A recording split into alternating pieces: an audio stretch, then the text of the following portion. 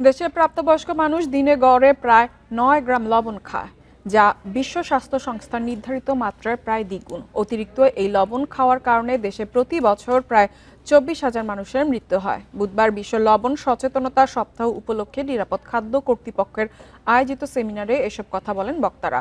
অতিরিক্ত লবণ গ্রহণ উচ্চ রক্তচাপ, হৃদরোগ, স্ট্রোক, কিডনি রোগ ও পাকস্থলীর ক্যান্সারের মতন নানা অসংক্রমণ রোগের ঝুঁকি বাড়াচ্ছে। বিশেষ করে প্রক্রিয়াজাত ও প্যাকেটজাত খাবারে থাকা লবণ নিয়ে উদ্বেগ প্রকাশ করেন বক্তারা। সেমিনারে লবণ গ্রহণ কমাতে ব্যক্তি সচেতনতার পাশাপাশি খাদ্য উৎপাদনকারী প্রতিষ্ঠানগুলোকে দায়িত্বশীল হবার আহ্বান জানানো হয়। একই সঙ্গে প্রক্রিয়াজাত খাদ্যে লবণের পরিমাণ কমানো ও সমন্বিত জনস্বাস্থ্য নীতি বাস্তবায়নের আহ্বান জানান বক্তারা।